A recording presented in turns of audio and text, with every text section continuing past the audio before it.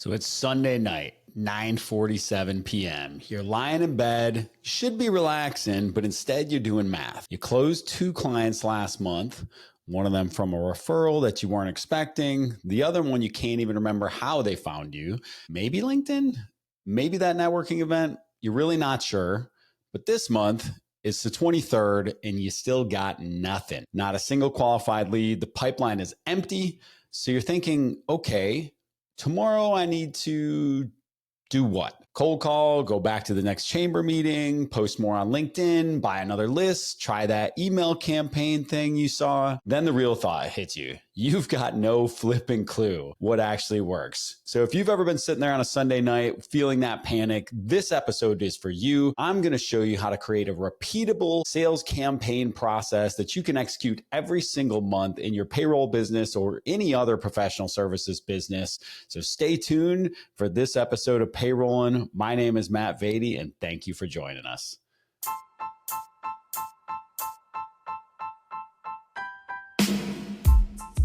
Welcome to Payrollin, the show where you will learn how to operate and grow your payroll business from the most dynamic minds in the business. If your company offers payroll services, this is the podcast for you. And now, here's your host, Matt Vaadi. Let's go.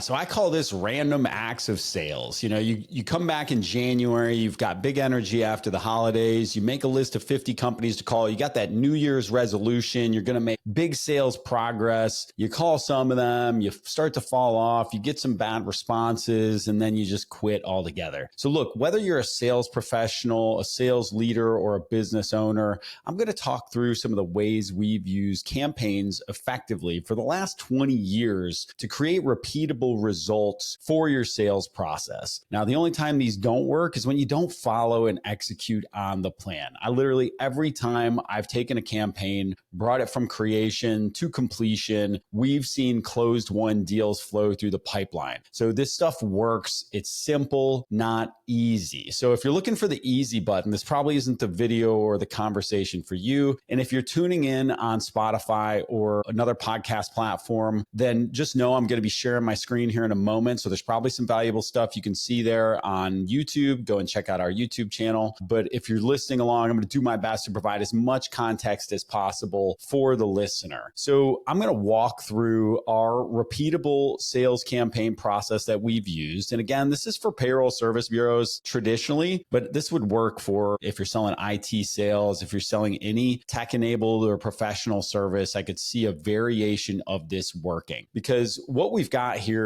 is really not a problem of you can't get sales. It's just that you don't have a repeatable method for getting sales. And what actually happens is you have a systems problem.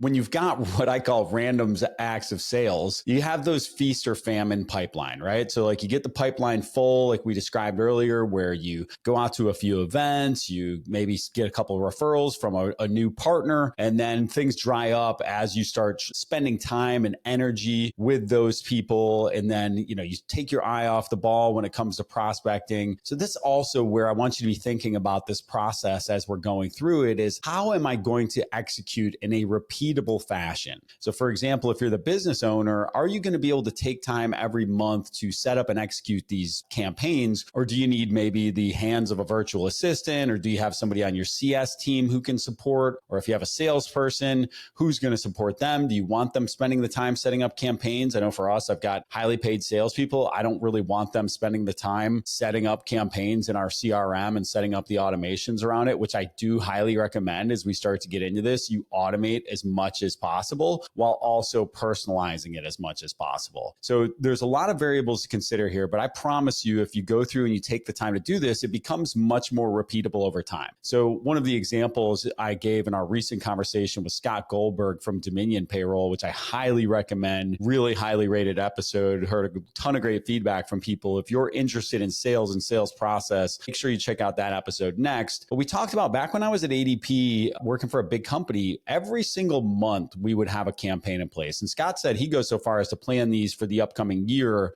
So he's already got here in October his 2026 campaigns ready to go. So it's October 2025. I know what the typical flow of business is, what things I want to talk about throughout the year, so I can be setting that up now. And you can have a whole ton of different types of campaigns. So the one I'm going to share today is a little bit of a focus on your local market, but you can be going up against one specific competitor. You can be focused on one specific product or vertical. So you can do a lot of different things to make these campaigns where you could run a different one every month. And then the results of the previous month's campaign can still be trickling in. You're never doubling down on the same audience. So whether you're putting 100 people through it or 1,000 people through it, you're going to see results if you follow each of the steps in the process. And so that's where we're going to go ahead and dive in here. I'm going to take a look at my screen, and I'm going to put a link to this document that I'm sharing here in the comments, so you can go ahead and use this and customize it as you see fit for your organization. But this is a very basic sort of standard 8-touch sales campaign. For us, this one was meant to build our payroll bureau as a local alternative. And again, I updated some of this language on here so that you can take this, make a copy of this Google Doc, and use it for your payroll company or whatever it is your business does. We want to build relationships, create consistent value throughout the process. And this is going to be executed over a 4 to 6 week period. All right. So the first thing is we want to know who we're going after and what we are talking to them about. So we want to clearly define our ICP for this campaign. So the target account profile for this particular one, we were talking to companies with 20 to 100 employees.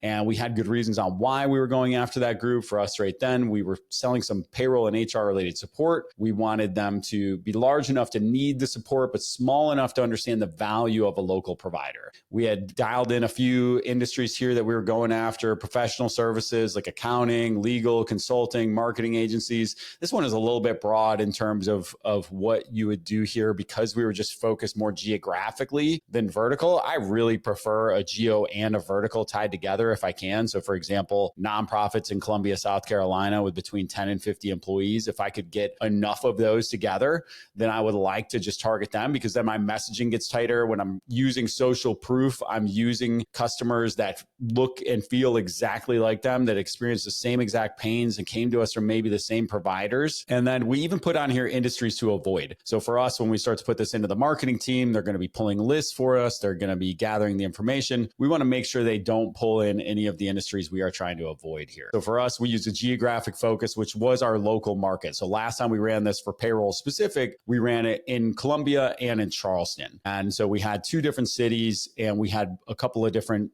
verticals within those cities because we had different reps running it in those markets. And then we have required contact information. If you don't have a way to get contact information, I know a valuable tool for us has been Apollo. I think it's apollo.io. I don't think it's overly expensive. I want to say we spend $150 a month on it or something. You know, the cost of these lists, and honestly, Apollo does a million other things. We use it for some cold email, which is probably a whole other conversation altogether. Don't just start firing cold email off of your domain at scale without really doing some pre-work on that. That's probably a whole other conversation. If you're interested in me going deeper on cold email, we do have a really sophisticated cold email program set up internally. Leave a comment that just says cold email on the video, and I'm happy to go deeper into how we manage that. I'll bring in Chris from our marketing team to go through how we manage cold email. But that's a scale play. We're talking tens of thousands of emails to be sent to get a handful of appointments, versus this is a little bit more of a sniper shot. We're not really spraying and praying on this. We're getting very targeted with the group we're going after. So we've got the required contact information we want, and then we've got a theme for it. So for this one, we're really doubling down on the local piece. Why on earth would you partner with a national company who's taking all the money out of our community when you could work with somebody local like us? I know for most cities in most states around the country right now, this is a high priority item for a lot of small businesses. They would prefer to do business with a local provider. So this one really resonated well. We pulled quite a few deals through this campaign and did well with them. And it's why send your payroll dollars to a national company when you could partner with somebody in your community? So we want to first lead with emotion. Most people, as you know, will buy for emotional reasons more often than logical reasons. And this goes for B2B sales as well. So we want to make sure that we are, make sure we're leaning into that emotional response of partnering with a local provider. It's something that means a lot to us. It means a lot to them. It matters. It matters that our customers can stop by our office. It matters that we can swing by their office. It matters that we're going to see them at happy hours and events in the community, at the local chamber events. Those things matter. But we're going to lead into a little bit,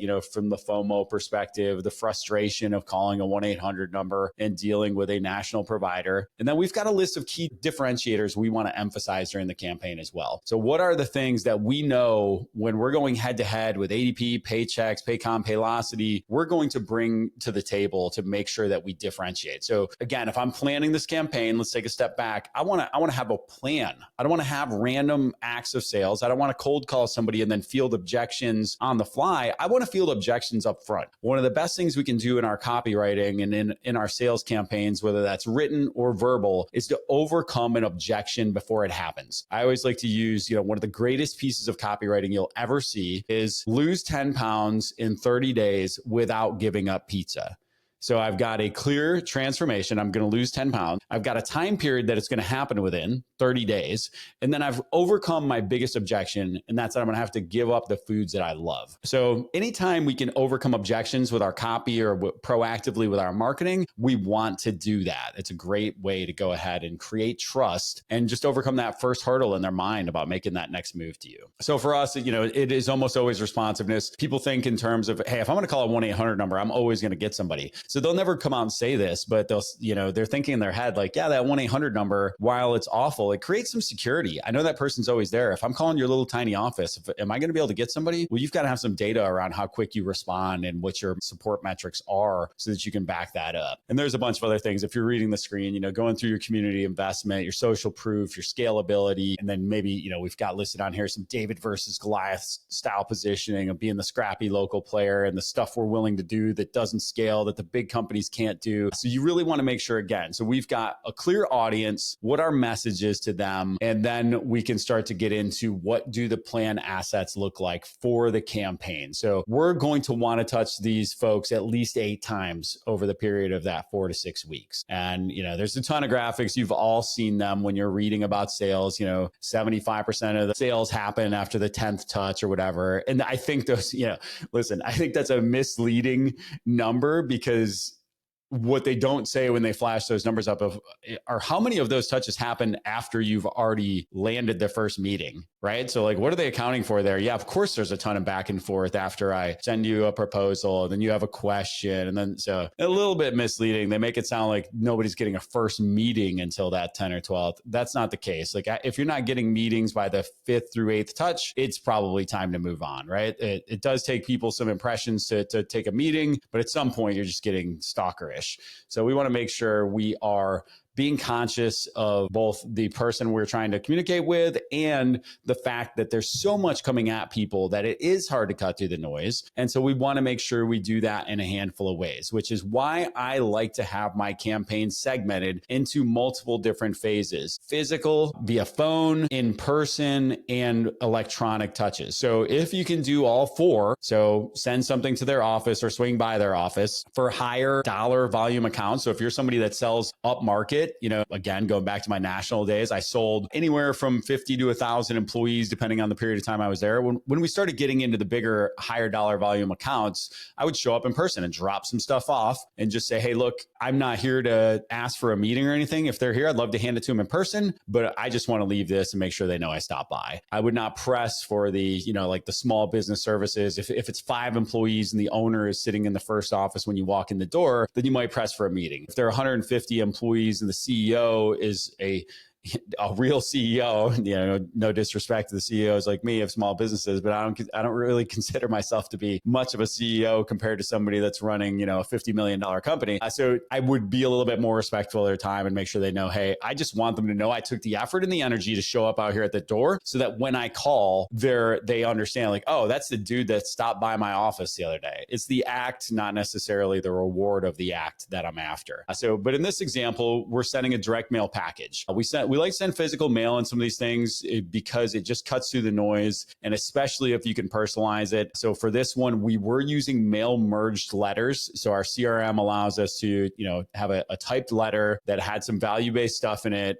We were in this one, if I recall correctly, we had a QR code to our 42 free HR templates. So we were taking it from physical to digital. A big thing that we tried to do was we hand wrote their name and address on the outside of the envelope so that it got through to them. Because oftentimes, so we could have used a mass mailer for this, or even just typed mail merged all the envelopes. Even that alone, that little act is going to increase your conversion percentage. And when you're talking about 100 envelopes, adding the handwritten on the outside, what are you talking about? An hour maybe? And again, it's like if you've got staff on site, you got an intern or somebody on CS, you can do it between calls. Like there's ways to get this done effectively and then put real stamps on it so that you're going to get a better open rate there. So that was our first touch in this campaign. And, listen, now here's where I'm going to put a little bit of caveat in my own campaign here. I got my mind blown a little bit by Jeb Blunt at the last IPPA conference when he said, hey, the first touch in every one of our campaigns is a phone call. Because if they answer the phone on the first call and they tell us yes or no, why would we take any of the other steps?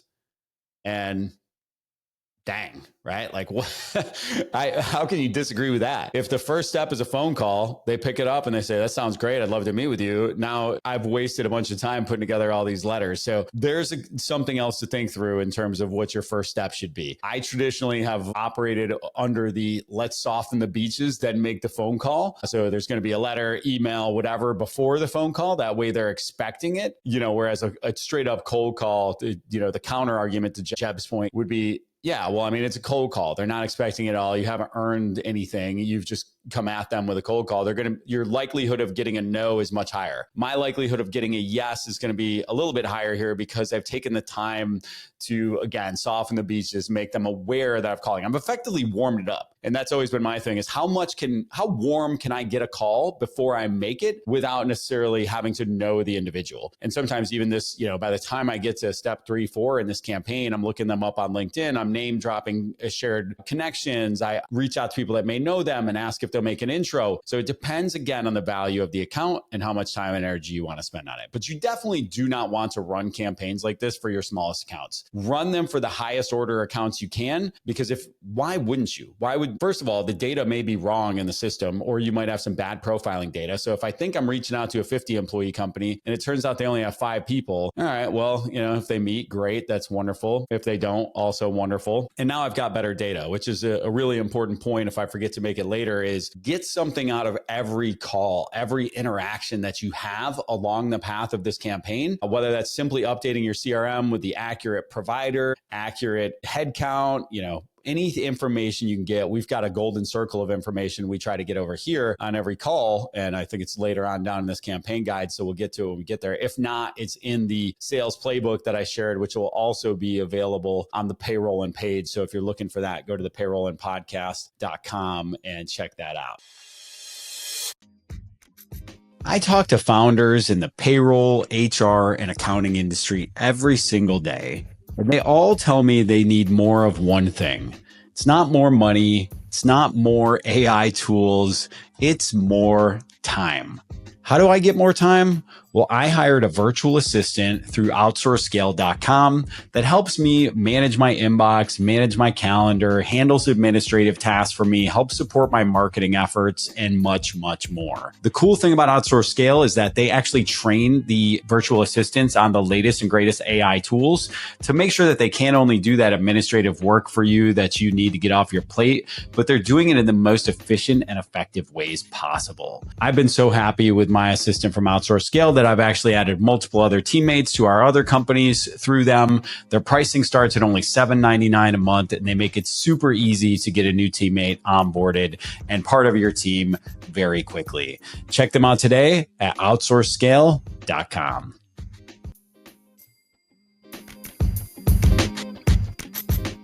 So touch 1, physical touch is always my favorite there. Touch 2, email, 3 to 5 days after mail, only going 3 to 5 days from the time we send it so that it gives them time to actually get it in their hands.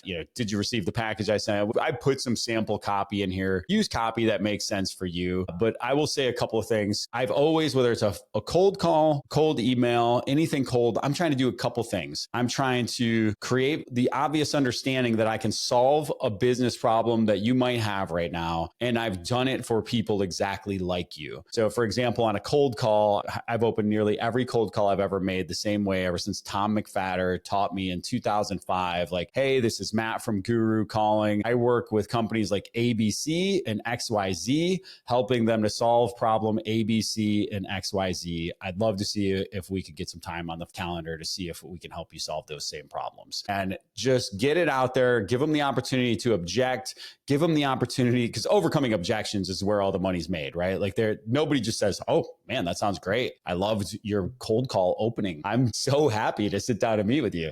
That crap doesn't happen, dude. You've got to give them time. Again, that's on the phone. You maybe give a little bit more context in an email, but the longer I'm in the game as an executive on the other side of receiving things, I can tell you that brevity is king. Nobody is reading your long emails. You can simply understand this by checking every response you get from an executive. Is it long? No, it's typically incredibly brief. So why would you communicate in a fashion that they don't communicate? Most responses I get or give from executives are, okay, this sounds great.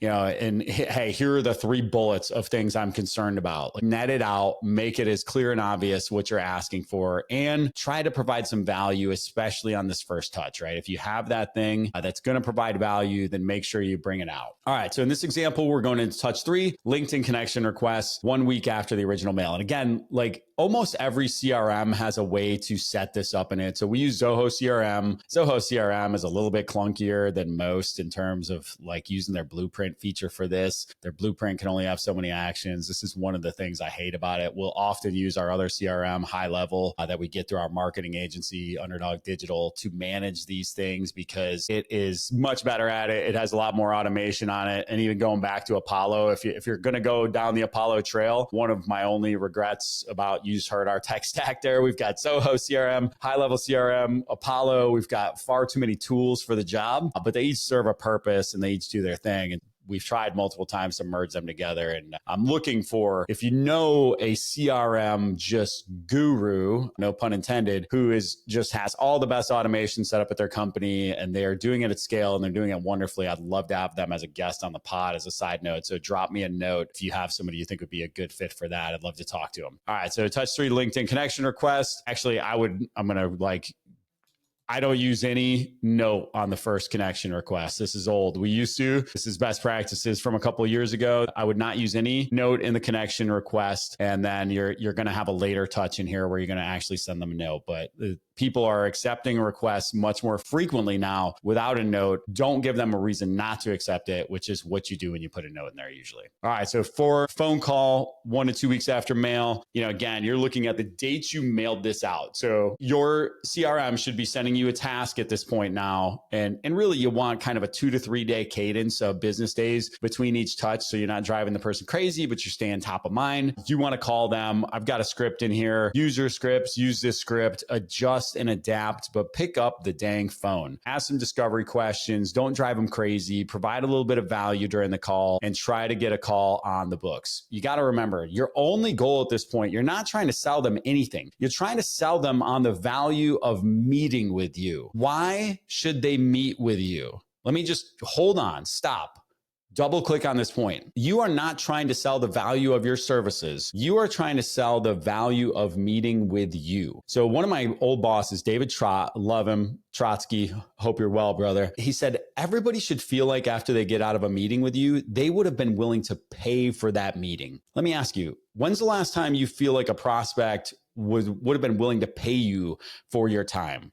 Or did you just sit there the whole time trying to pitch them and trying to do discovery questions and then give them nothing back in return, right? Like we're all guilty of doing a bunch of discovery and then providing no value at the end. Like I want to come in backed with resources, backed with things I can give them. We just had a prospect call yesterday. He had a simple W-2 versus 1099 question. I was like, dude, let's have a call outside of the sales process where we just talk about your W-2 versus 1099 guy. Like in 15 minutes, I can talk you through whether that person should be a W-2 or a 1099. I've seen enough of them. So think value first, but more importantly, you're only always selling the next step of the process. So here we're just trying to sell that first appointment. All right. So we've got past, I've got some overcoming objections things in here. I've got some discovery questions in here. I've got some voice, man, don't sleep on voicemails. You know how few people leave me voicemails nowadays? Like I remember everybody that leaves me a voicemail because I just don't get that many of them. I get more and more sales calls. I feel like people are listening to this podcast where I'm complaining about I'm not complaining, but I'm saying not enough people pick up the phone. And then lately I have got a ton of sales calls, but they're not very good. They're typically operating under some fake guise of like acting like they know me or whatever. And they're not tied to anything else. They're just completely cold. I'm not seeing the mailer. I'm not seeing the email. I'm not getting the LinkedIn connection request. Like I tell you, if you send me a piece of mail, send me a LinkedIn connection request, an email, and called me, I'm going to at least give you a minute on the phone, dude. Like you've worked your tail off. That's a lot of work. And now touch number 5 in this campaign, we went with a video email. Now it's interesting because we started with custom videos for every single person. And then we realized what a total nightmare that was going to be. And we just created one and we linked to it in each of the same video in each of the emails. And so it saved us a little bit of time. We could see the views on it by using Loom. We could see people were clicking on the video. Obviously, out of 100 people that you run through the campaign, you're not going to get 99 clicks on it, but you're going to get some. And so make sure you have a good, video sales letter. I would say an easy way to create this would be to search video sales letter template and then say, hey, I'm trying to cover a 69, this is where you want to use ChatGPT or Claude to help you just develop an outline, not necessarily the copy, but I'm recording a 60-second video sales letter that's going to go in an email to a prospect. Here's the rest of the campaign that I put together. Help me write the outline for this. Because in 60 seconds, you got to be concise, you got to be to the point, and you got to be scientific with what you're saying. Don't just say stuff just to say stuff because you think it's good. Video sales letters, man, don't sleep on video sales letters, y'all. Again, probably another episode that needs to be done, but video sales letters are a fantastic way to create value for people, but also lead them directly towards what you do as the solution for that problem that they may have. So as we go forward, we're going into a phone call next, we're going into another email, and then we're finishing up with a final phone call. So I think the biggest point here that you can see is the persistence that it takes, the tools of tracking it, and just the organization. But once you get this down, this first one's going to take you 4 to 8 hours to get it set up from an administrative perspective. It's going to take some time and energy to get it set up. But then once you go from there, now your CRM, you're going to be able to copy that campaign and just make updates to the scripts and the emails. You're going to be able to, put on repeat. It's going to be clunky the first time you try to do a mail merge, but then the next time you've got an SOP, maybe you recorded a Loom of you doing it. You can give it to your offshore assistant. Like you've got the chassis built to repeat this thing over and over and over. And that's where it really starts to pay dividends. So this again is not for the weak and not for the individual who needs quick sales tomorrow. This is for the company that's trying to build a predictable sales machine where you can make sure that you can track things over time. And then you can start to find all of the areas where these things are winning. So now I start to get metrics based. I have open rates for each of these emails. I know if the subject lines are working. I know which ones are not. I know if people are referencing the direct mail when I talk to them. I can put notes in there. I can understand what the value is of that part of the process or whether or not anybody's touched it at all. So tracking and optimization is very, very important. You've got to make sure that you know what's working and what's not working. And as you start to scale these, you can then layer in some paid ads over top of it because now you're going to start to drive. You can drive people to links with pixels on them where you start to retarget them after they click the link. And if I'm running these campaigns every month for 12 months and I'm sending people to specific links, then I've got a great retargeted audience that obviously showed some interest because they clicked on that link. So paying to retarget that audience is a wonderful, wonderful use and investment of time, money, and resources. So I hope this was a helpful episode. But like I said, the first one's going to be really hard. It's going to take some time. You're going to build this campaign from scratch. But by campaign number 2 and 3, now you're just copy and pasting and it becomes part of your normal cadence. And so take some time and get rid of these random acts of sales, create a repeatable sales machine for your business and see what happens to take things to the next level. If you enjoyed this conversation today, please make sure you subscribe, hit the like. I know it's super cheesy. I don't want to ask for it, but we've been watching the subscriber count grow steadily this year. So super grateful for that and appreciate you sharing some of your time with me today. Have a blessed day.